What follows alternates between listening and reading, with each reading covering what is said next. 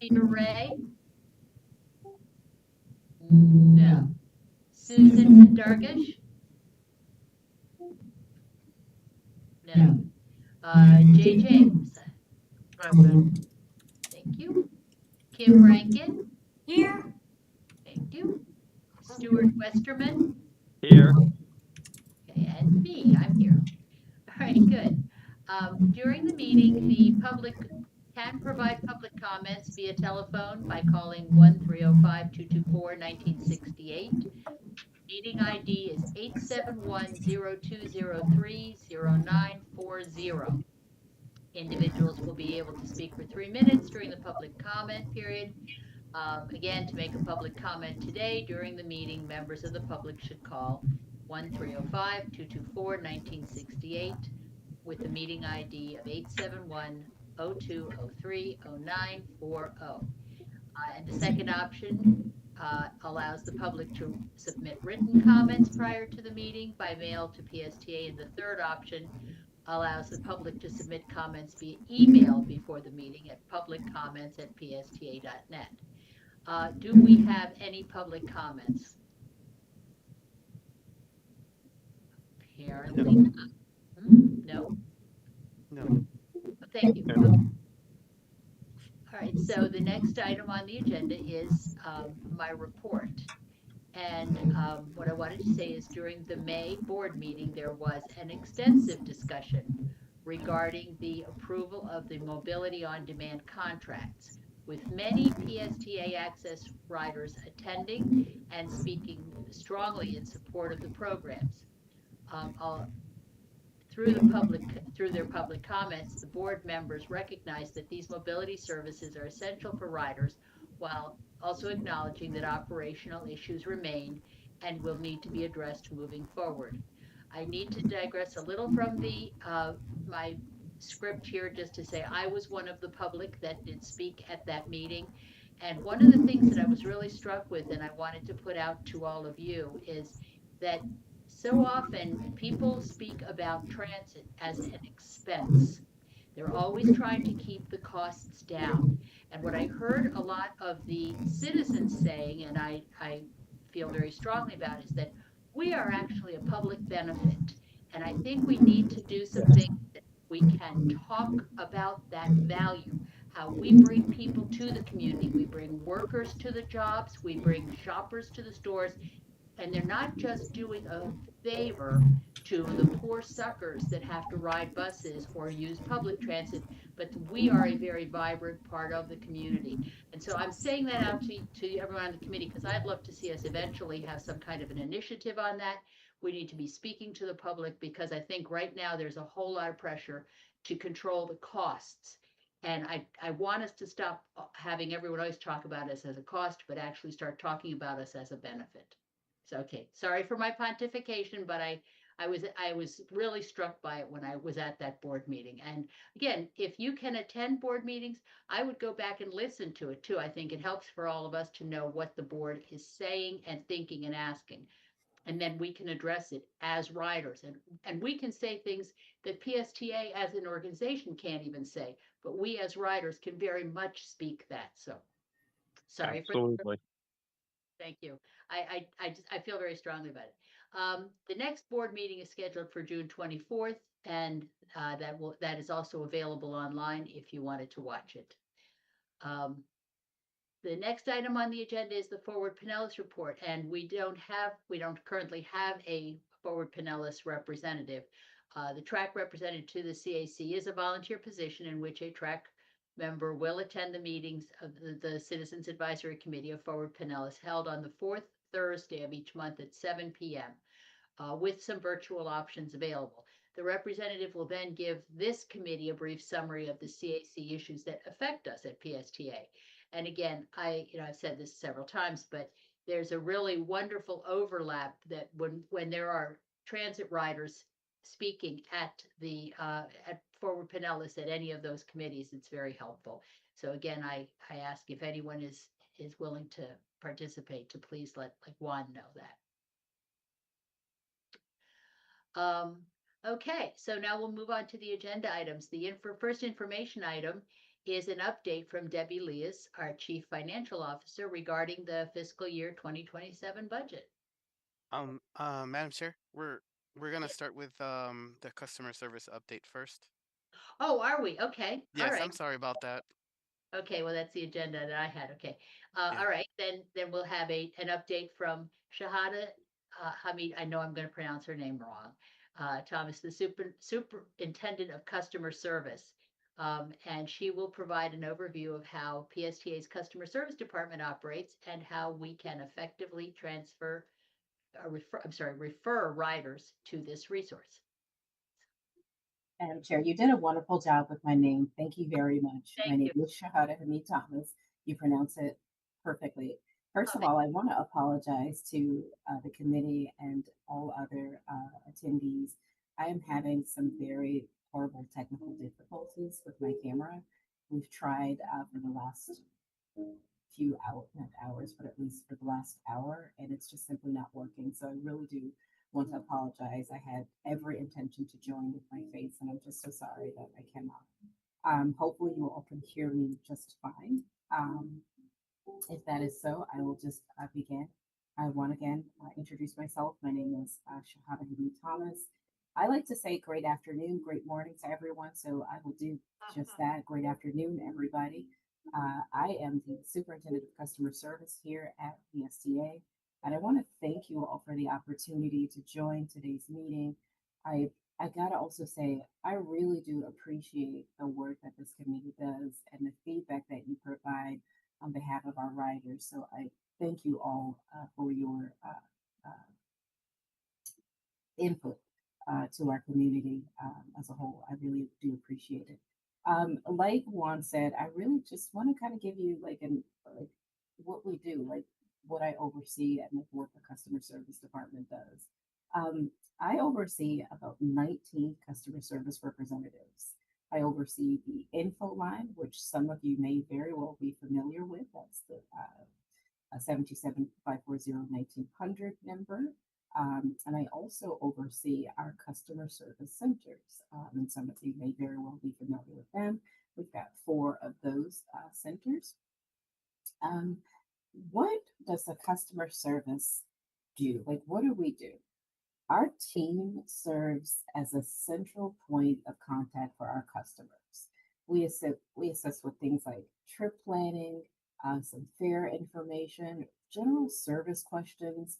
We help with comments, accommodations, concerns, and unfortunately also complaints. But hey, without complaints, we certainly wouldn't be able to better ourselves. So we certainly do welcome all of them. We closely work with all of our internal departments, such as transportation, our safety security planning, and marketing to like help address any customer issues or concerns, and really just to kind of give a really good customer experience. And speaking of concerns and inputting things, I really wanted to kind of explain to this committee how to report concerns. The best way to report a concern, if at all possible, is usually in live time. What does that mean? I think everyone may know, but just in case, like if something is happening to you specifically on a bus, or maybe you're at a bus stop and a bus has passed you by, for an instance, if you can call us in real time, we actually can help you because my team has close contact with our dispatch department. So they're able to get a hold of dispatch almost, if not immediately, so that we can address your concerns. I'm sorry, I lost my train of thought. Okay, we also encourage our team. I'm sorry, you all to reach out to our online comment. We've got an online comment process. It's basically, if you're not familiar, I can probably drop this information. Maybe if there's a chat feature. We've got an online comment that's available all the time. It's online comment at psta.net. Through that, you can actually submit complaints, concerns, questions. You're also able to submit attachments such as pictures. Say, for instance, you're at a bus stop and you notice maybe some graffiti or something that you think would need some attention. What better way to kind of show us exactly what you're referring to is maybe by taking a picture, sending it over. I'm not saying that you have to have a picture, but I'm just saying that utilizing the online comment at psda.net is a really good way to get across whatever points that you are concerns that you're trying to make. When concerns come through to these channels, they are documented and assigned to like the appropriate department. They're tracked and then also followed through to resolution. So it's so important that rather than reaching out to maybe someone else that you may know, for instance, or say maybe like one of our team members, you don't want to reach out directly to one of them.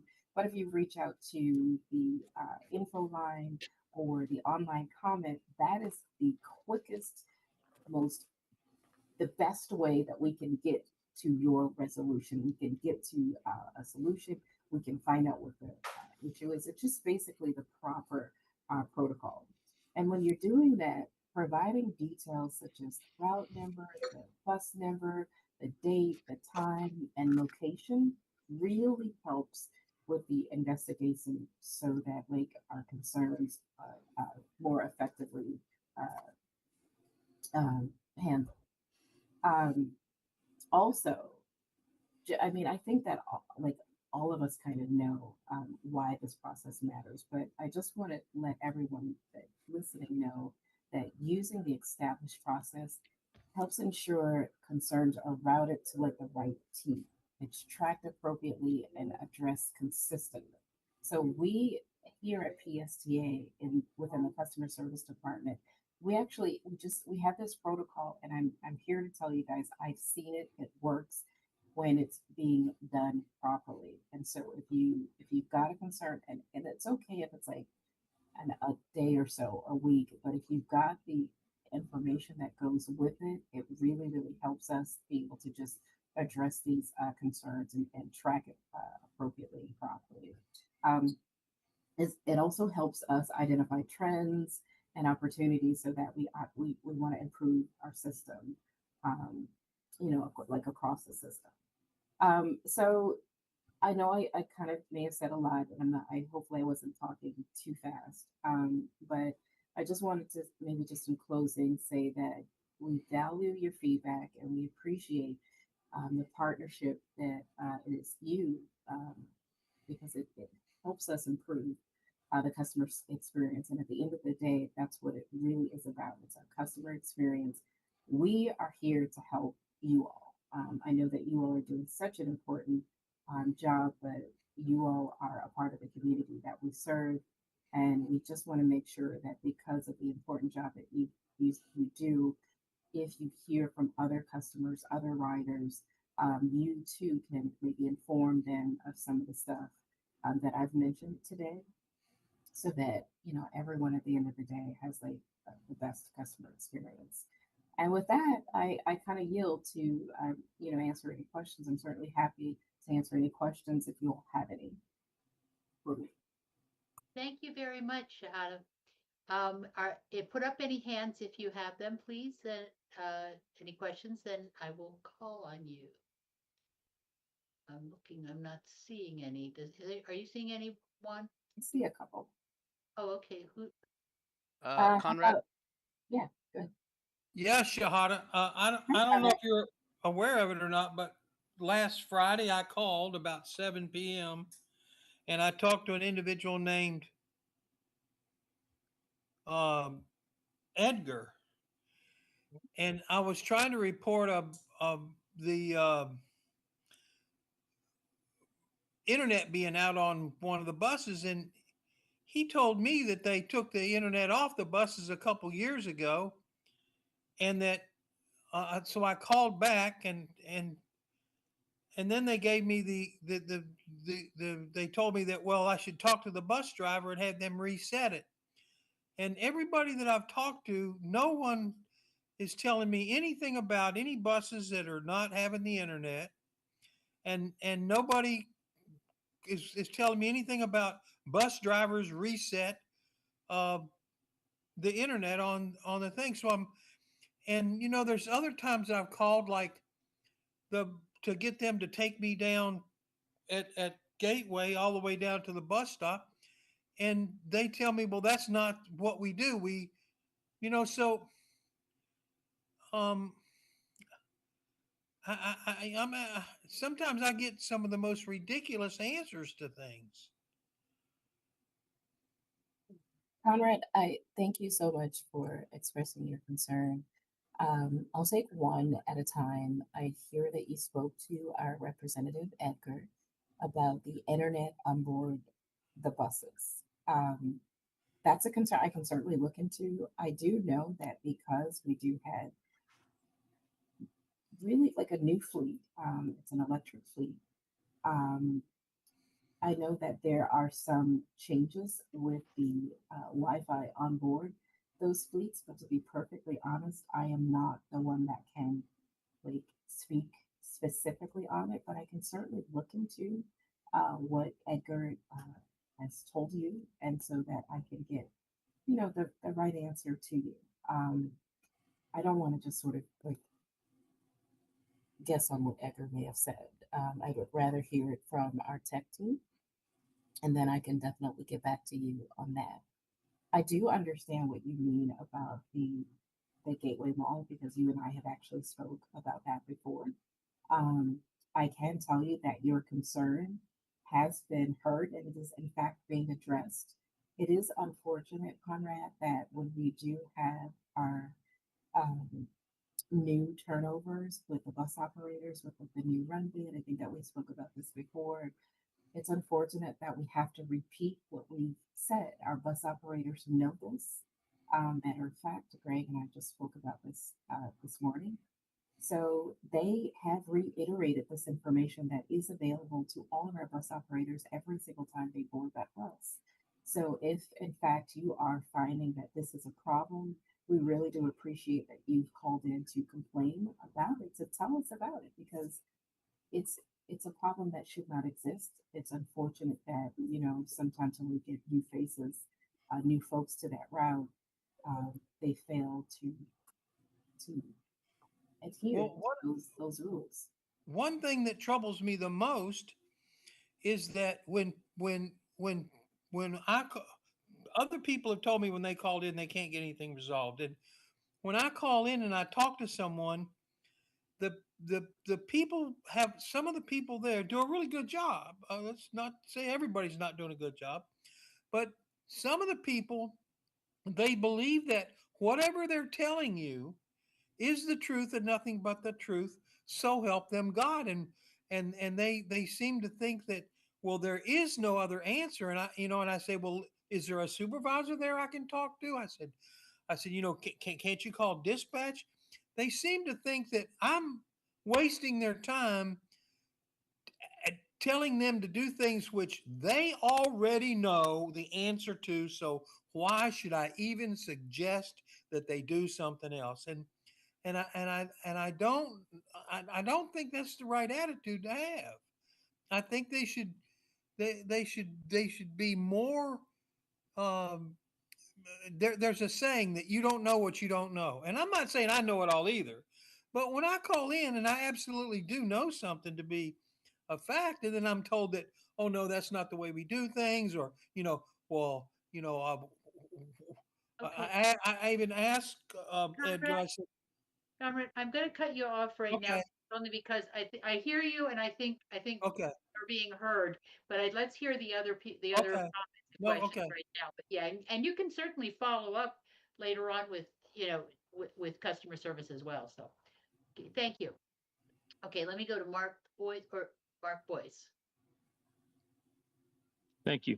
I'll be a little more direct and to the point.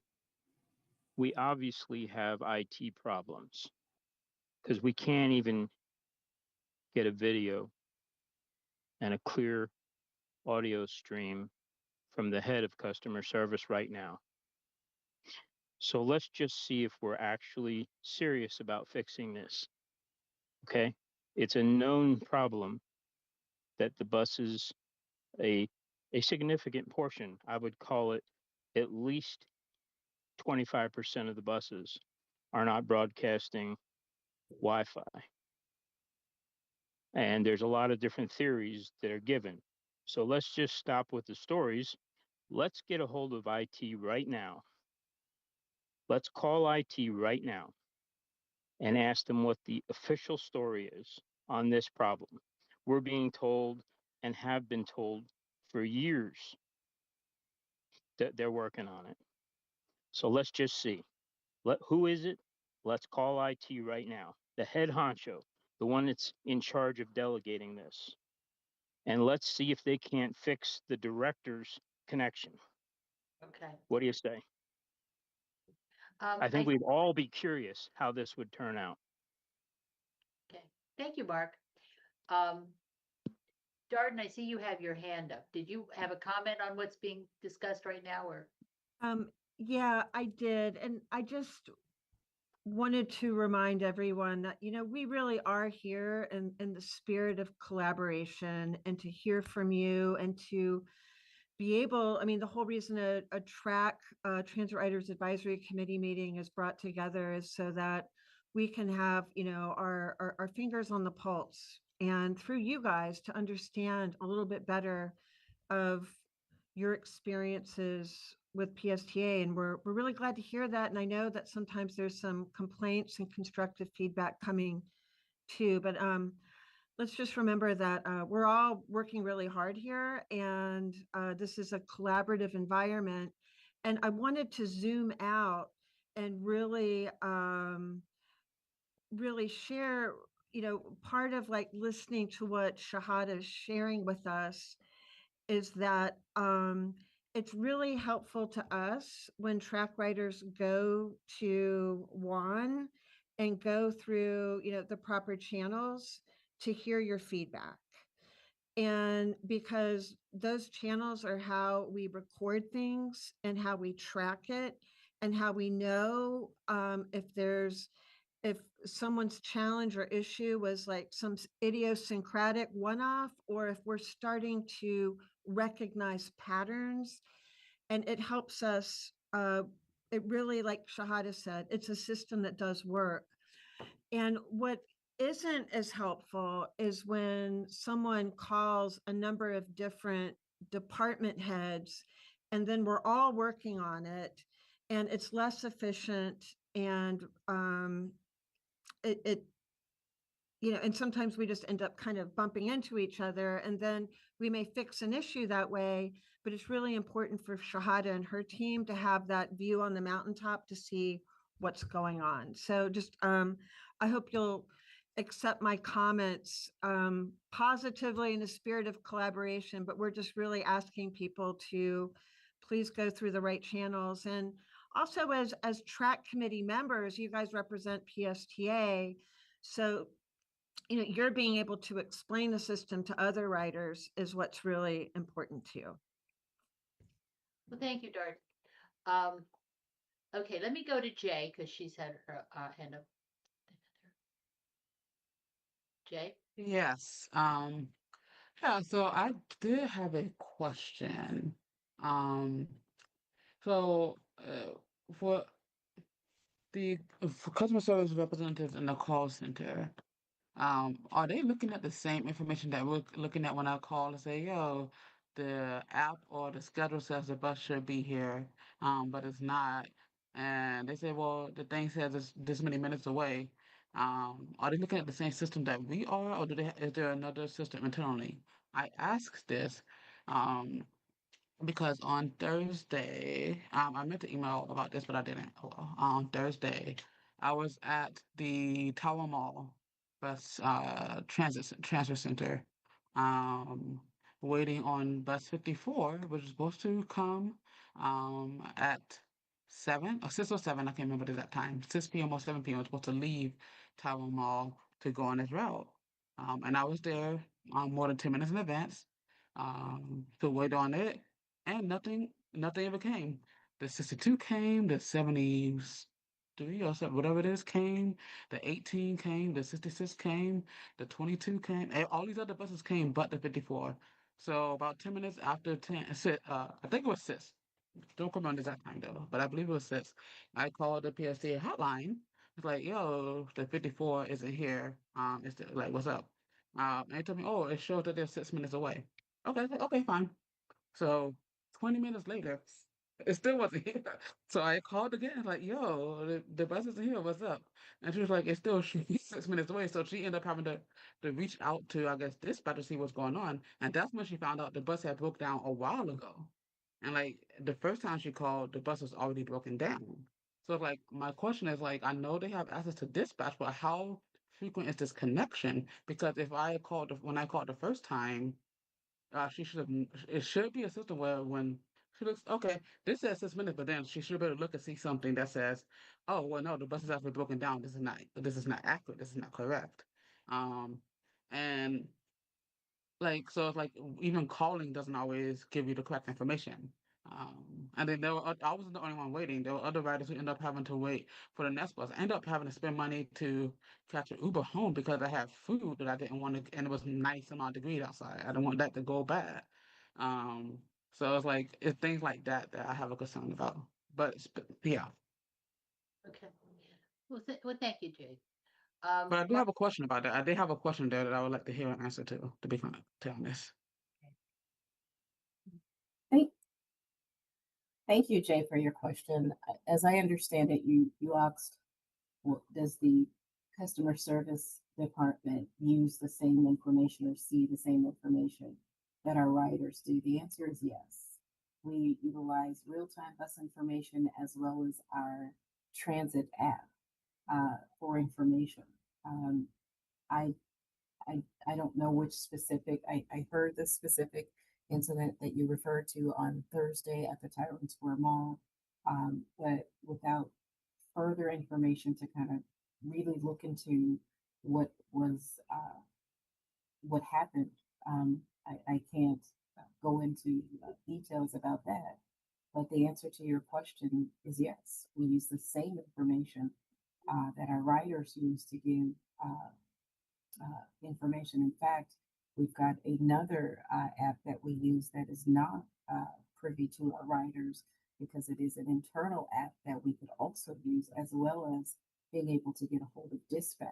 So we use several bits of information to give information as accurately as we have it presented to us to give to our writers. So the answer to your question, Jay, is yes.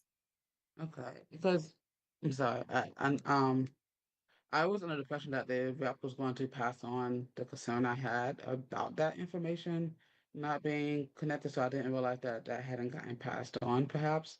But I could tell you, I called uh at what's this? 7 to 7 o'clock bus. I called at 7:02 p.m.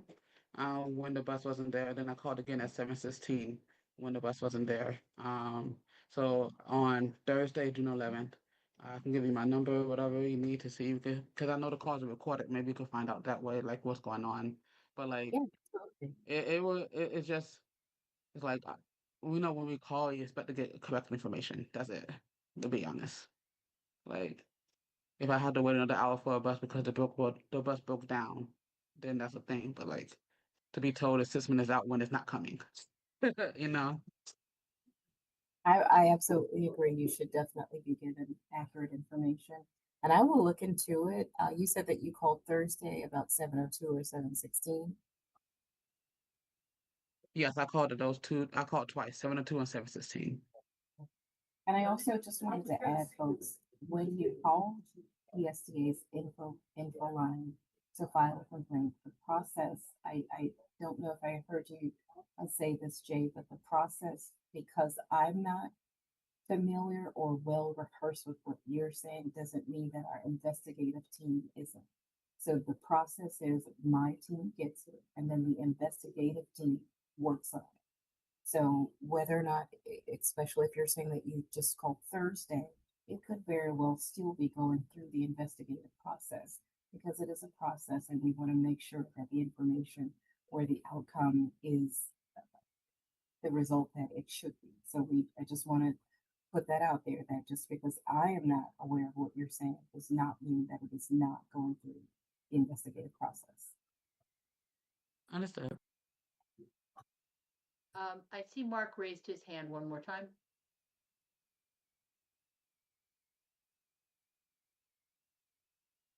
Oh, no, no, it's down. All right. Okay, are there any other comments? I'm not seeing any others. Okay, well, thank you very much. Oh, Conrad, you have another comment? I just want to say that I've made a couple suggestions that like like those announcements that are on the buses. Why can't they make some of those announcements that help out the bus riders?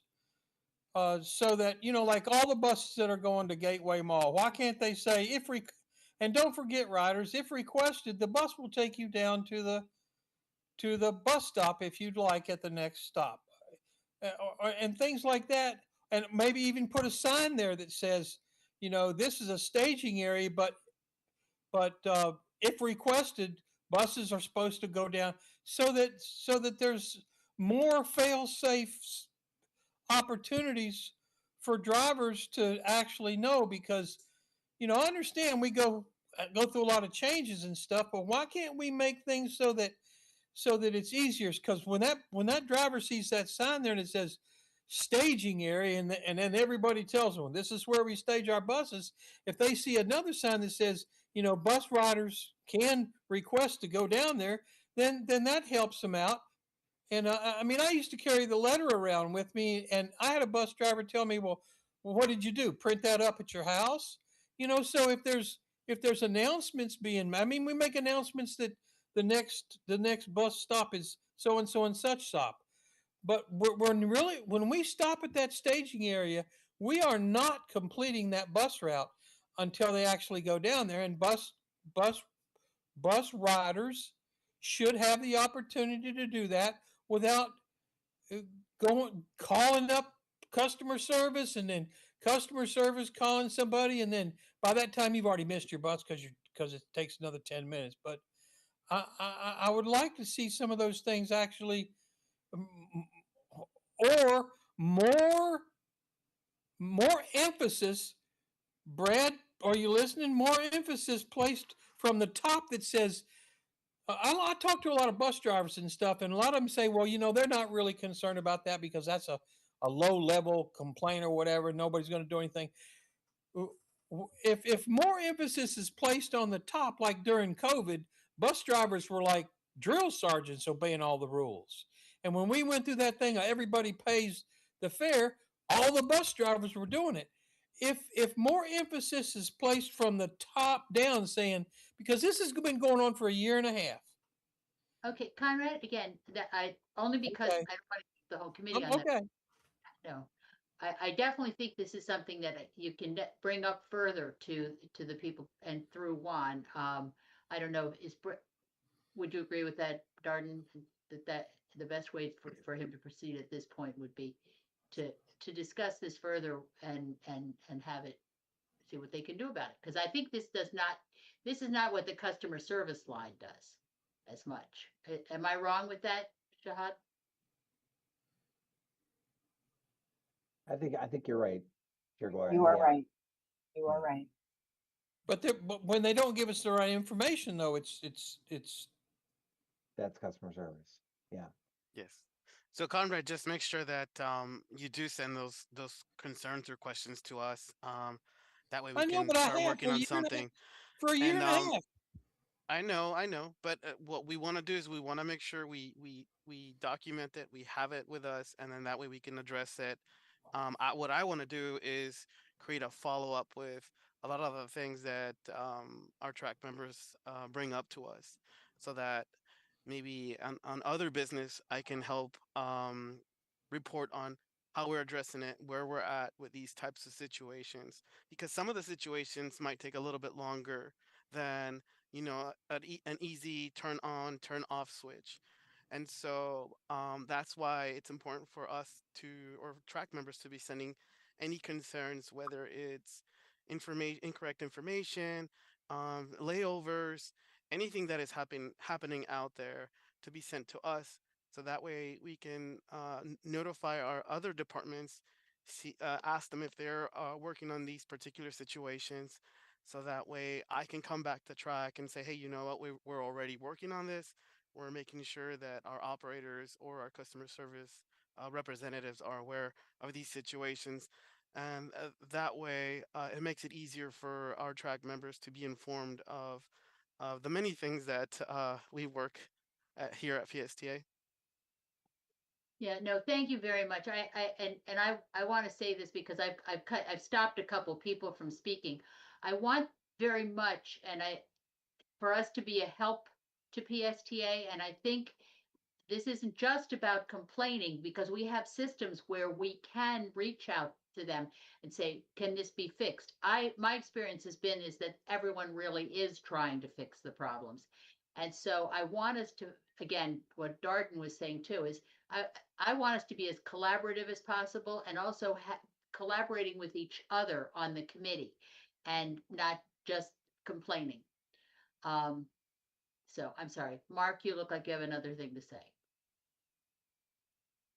Yeah, I'm not sure we're allowed to collaborate between members there. We might want to check that on our In the legal meeting, threats. no, in the meeting, we certainly can. That's not a violation of sunshine when we are speaking in the meetings. And so when we hear each other's commentary, we hear it in the meetings. Correct. So, And this is a publicly noticed meeting. right. Yeah. Okay. Well, I think Mark, did you just not take your hand down or did you have another point to? Okay, thank you. All right, I don't see anyone else. Do you see any other hands up? No. There are no No. other hands. Okay. Well, thank you very much. And Shahada, thank you very much for your help with this. And hopefully we will continue to have our customer service be great. Thank you. Thank you very much for your time. Thank you, everybody. Thank you, And I Shada. apologize again about the time. Okay, and then the next information item we have is what I originally listed as being the an update from Debbie Leas, our Chief Financial Officer, regarding the fiscal year 2027 budget. Thank you so much, Gloria. If you could go to the next slide, that would be great. And just to give you a little background on me for a lot of the newer members, I've been with PSTA almost 14 years now, and I've been in public transit. I hate to even say how many years, but it's been a few decades, let's put it to you that way. And it's something that as a lifelong bus rider and light rail rider, I appreciate all the comments I heard in the last discussion. So one of the things I love to do every year is come and talk about the budget, sometimes more than once. And this year, as every year, we have challenges. This year, we had some unanticipated ones. One you're probably all familiar with is the rising cost of fuel. That is something that is touching just about everybody. That, and we also had health insurance coming in above what we had anticipated. And if you could just go to the next slide. And I will say this has been a little bit more challenging than normal because I can't control what's happening in the Middle East as much as I would like to. And so we really did a great job, both as staff, union, board members, collaborating on how to overcome some of the unanticipated challenges. So we were able to do so by reducing our head count by 15. When we first started out, health insurance was actually at 15%. We brought it down to 12.5 and then 7%. So we'll talk about that a little bit more later. And actually through the years, the board decisions have really helped us because they have really looked to have us have a mixed fleet. What I mean by that is we have diesel, we have hybrid electric, and we have electric vehicles. So that has helped us contain the cost on the diesel fuel. In addition, we've had some workshops where the board, through their suggestions, ideas, we've been able to contain some other costs along the way. So through all of this, we've been able to meet the challenges. We're coming in with a balanced budget, And I'm going to talk about that in the upcoming slides. So next slide.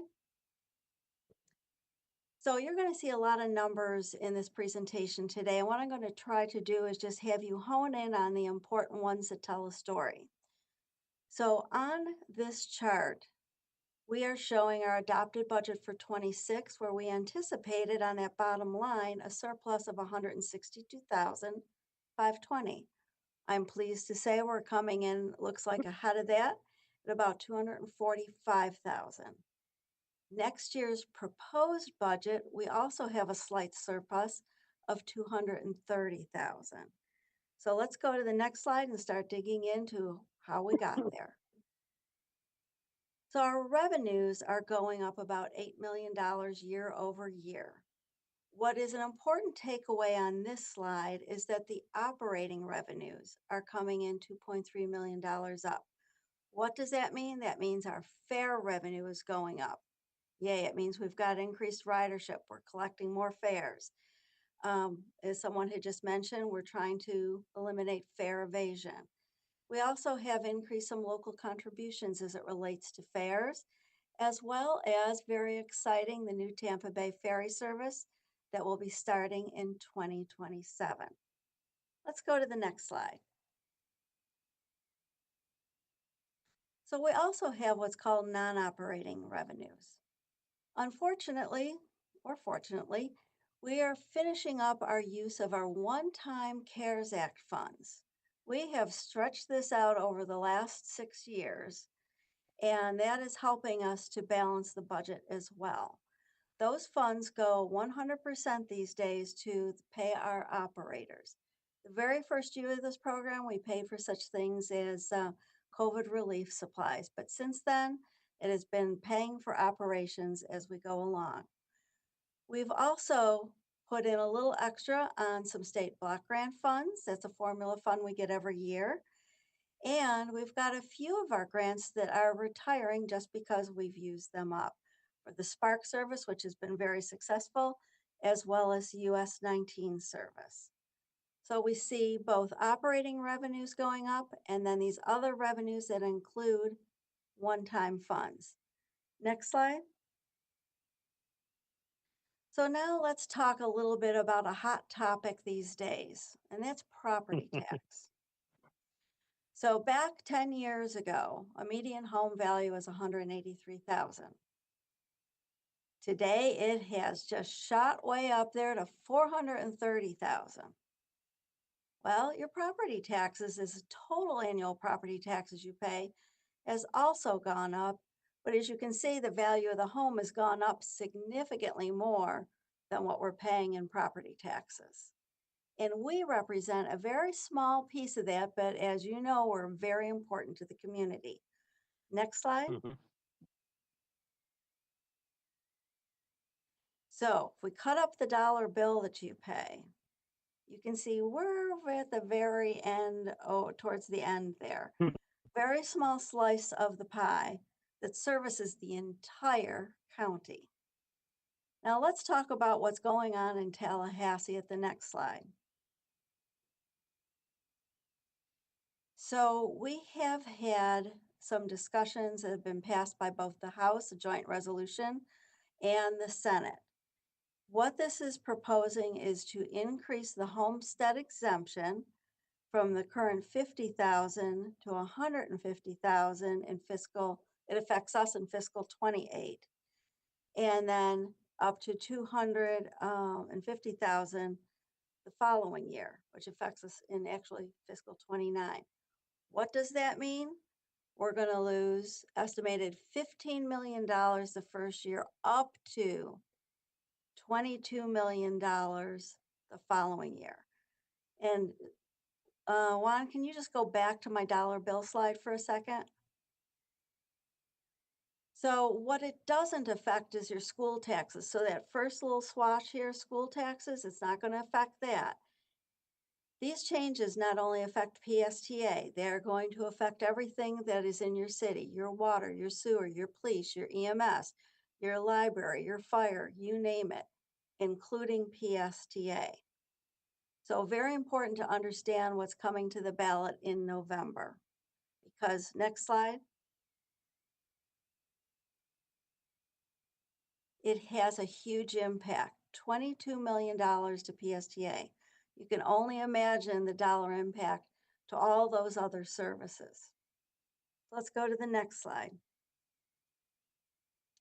So right now in my fiscal 27 budget, I am at this point in time keeping the millage the same that we had this year.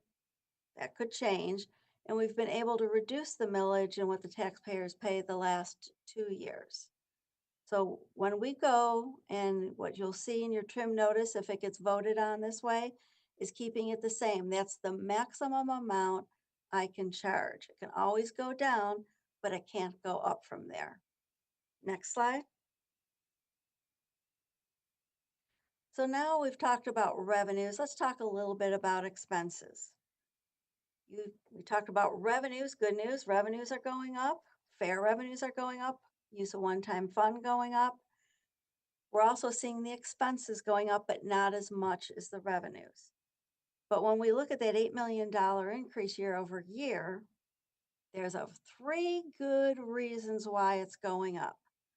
If you take a look at that chart, it is salaries. We knew about that one. That was anticipated. Fringe benefits, health insurance is in there, and then fuel. I had no clue that fuel would be going up this much. So we also have some other areas that are a little higher, ferry service, but I also have the revenues to offset that. We'll talk about insurance and utilities. Just like you at home, the rates go up. Next slide. So let's talk about salaries and benefits. So salaries and benefits here at PSTA represent about 59% of our expense budget. And that is very low compared to other peer agencies across the country. We have been able in fiscal 27 to reduce our headcount by 15. So that helps us out quite a bit. Next slide. PSTA has 2 unions. So I don't necessarily have control over what we've already agreed to. Like I said, that was anticipated. In our first union, we have that's the big one is bus operators, our customer service reps we just talked about, and our maintenance team. That contract will expire at the end of next fiscal year. And that includes a 4% increase for those people at the top of each of the steps in the union, which is the majority of people. We've got the supervisors union, which is smaller, about 27 people. We're in negotiations with them now. So you can see we're decreasing what we anticipate would be a settlement to 2%. So when you put it all together, that's almost $2.6 million of the increase on salaries. But we want to remain competitive in here. Again, all these increases we knew about 3 years ago and have been planning on. Next slide. But fringe benefits, that includes our payroll taxes, our pension, and our health insurance. Health insurance went up significantly. And we were pretty shocked how much it was going up. Other areas are also seeing increases. A lot of it has to do with the claims that we've had here at PSTA, as well as things like GLP-1 drugs that people are using, not just for diabetes. So we were able to work and negotiate on this and bring it down from 15% to 12.5% to now 7%. So what does that mean? Originally, it was going up at 12.5% by 1.5 million. We've got it now down to just under 600,000. This is more the norm for the state of Florida. So happy about that. And we had no changes in benefits. So that really helps our employees as well. Next slide. We had a board workshop and there were ideas that Bonnie and the team had that we worked through. And we were able to come up with slight savings in each of the areas that kind of accumulated up to a little over $400,000. So that was important. It's not going to really, I think, impact anyone significantly at all. And when we look at mobility, as you know, that's a huge part of our budget. We're only going up 1%. So well done to everybody.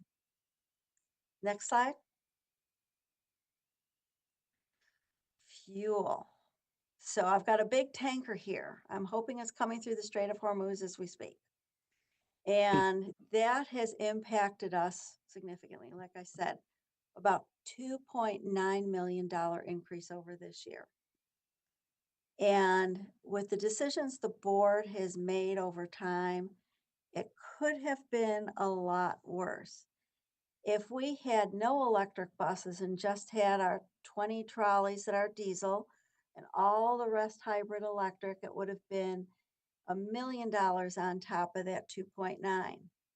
If we had all diesels and no hybrid electric and no electric, it would have been another $3 million on top of that 2.9. So with having a mixed fleet, we've been able to kind of contain some of the risk. And what I normally do is lock in fuel rates. Of course, I haven't been doing that yet because it's been wildly high. I watch it literally, it up changes every 10 minutes. And as one of my coworkers said, I watch it every 8, hoping it changes, but it is coming down. We may be able to have some additional savings. For every 10 cents it comes down, I'm saving $133,700. If Wow. anybody has influence over there to get get these through the Strait of Hormuz, please do. Next slide. We also, this is a little more boring slide, but we've got insurances going up. Why? Well, we've got some ferries we're going to be having come on board. Plus, the state legislature passed some things on what's called sovereign immunity. That's impacting our premiums by about 20%. Next slide. What is sovereign immunity? Oh, I'll be happy to answer that. What that does is for government, it limits our exposure on claims. So right now, on a per person basis, you're limited to 200,000. It's now raised to 350,000. On a total incident, it's now raised up to 500,000. So that kind of helps us out that the taxpayers aren't necessarily going wild and asking for $10 million of a claim settlement. So that helps us out. So just to summarize, we are balanced this year with a slight surplus. That's a good one, a surplus. And we've been able to also add in some exciting services. The ferry service this year, the Tampa Bay ferry service. We're also including an airport express service to Tampa Airport, the 727. So that's pretty catchy. And I'm really excited that we've been able to pull this all together. And the next slide, we have some next steps that we're going to go through. We will be re-reviewing this budget over the course of the summer, seeing whatever we can do to help it improve from where it's at today. We will present our final draft in August ahead of the public hearings, which will be held in September. So we still have a bit of work to do. And with that, I will take any questions. Thank you, Debbie. Oh, you're The welcome. Okay, wait a minute. Let's see whose hands are up. Stuart. Yes. Just one quick thing. The 727 is the one that's replaced the 100? That is correct. Okay. That was my only question. Thank you. Any other questions? Well, Debbie, thank you so much. Oh, you're welcome. I see Conrad has a question. Oh, Conrad? You're muted, Conrad. Yeah, you're muted, Conrad. Have we decided what the fares are going to be for the ferry and if we're going to be able to use Flamingo cards? No.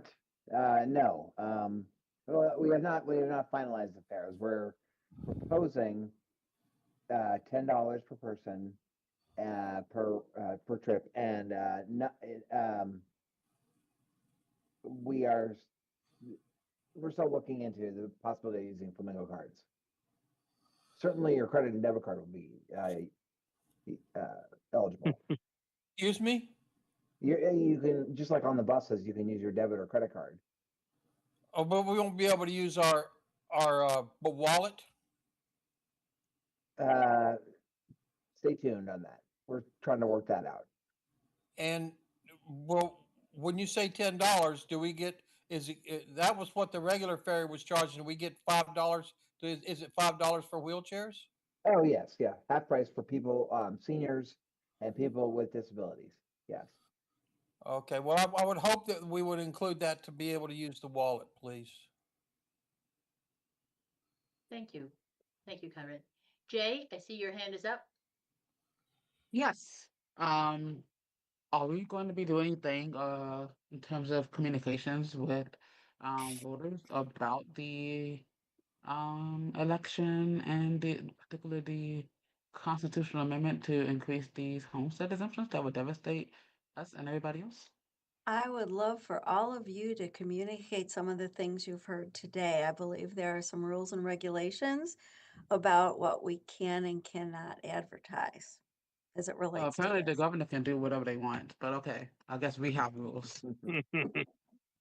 Darden looks like she's going to answer that. Go ahead, Darden. Oh, no, sorry. I Okay. wasn't going to. I have something else, Oh. but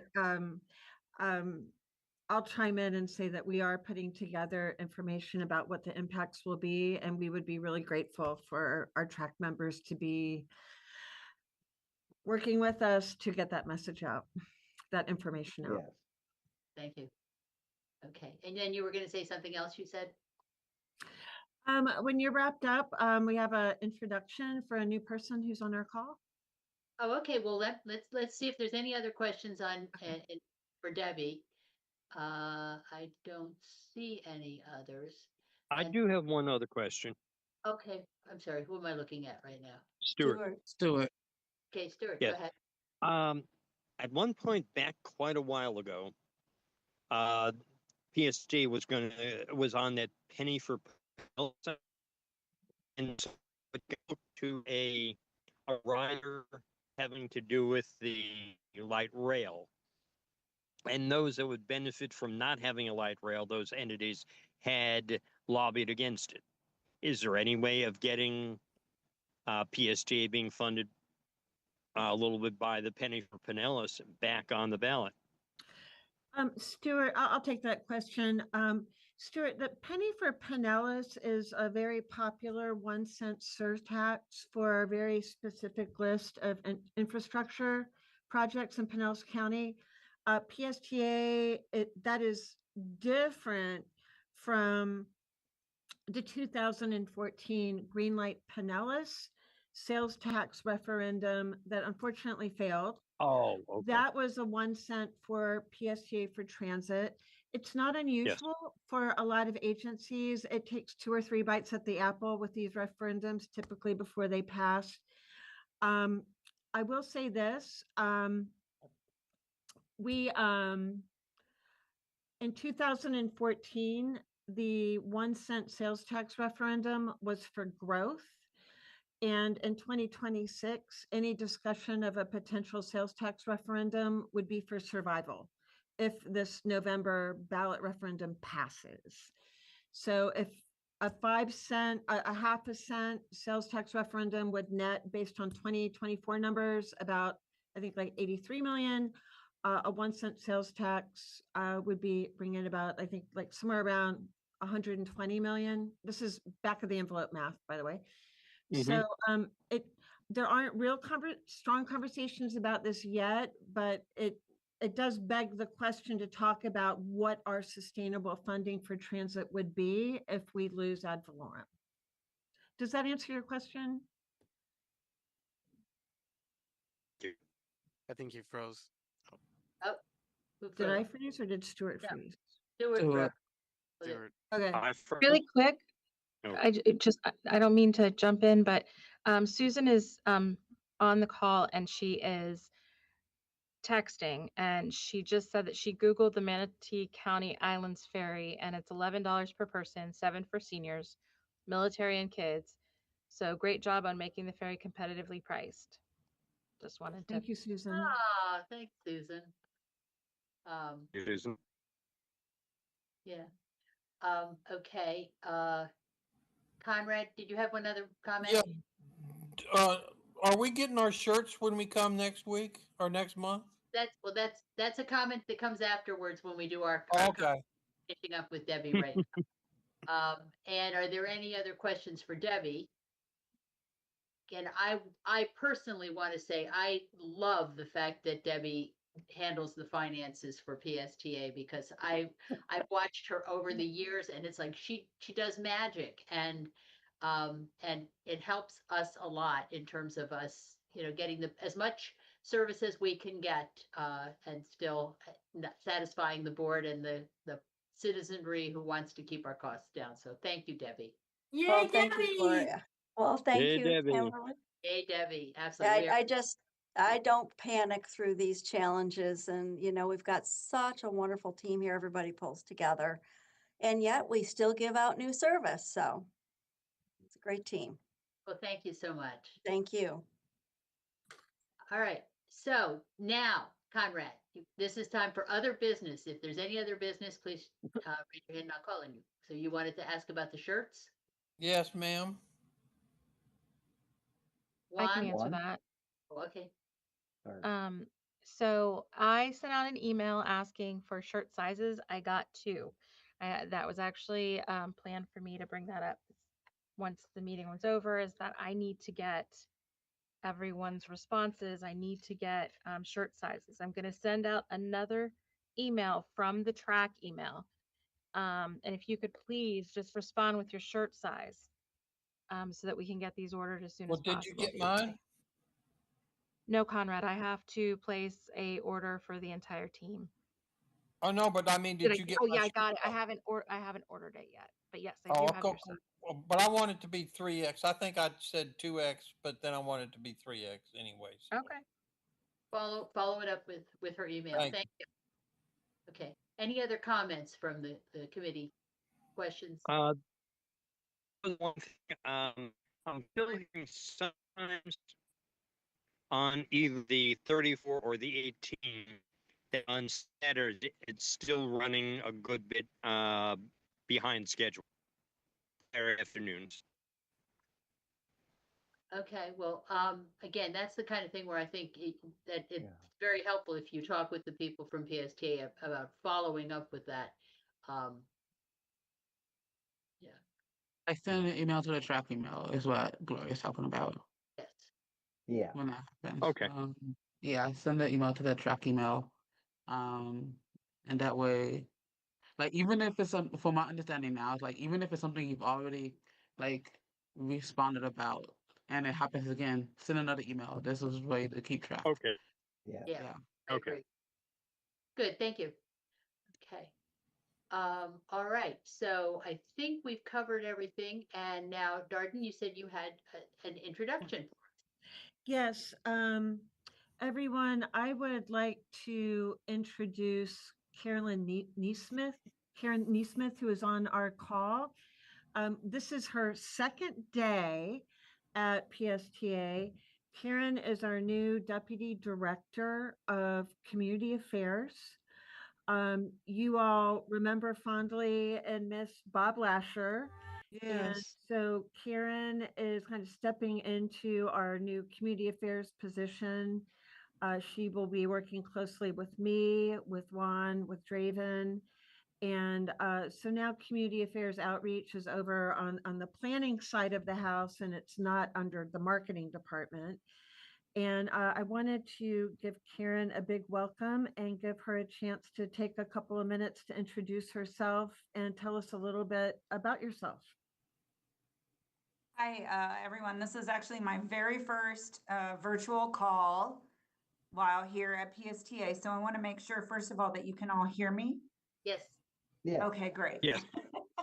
Very good, very good. So this is my second day, and today I got a tour around the facility, and so I am learning a whole lot in a very rapid time, and and I'm sure I'll be in learning mode for a while. I really appreciate the opportunity to listen to you all and talk about your experiences. And I look forward to continuing to do that and to getting to know you all better. My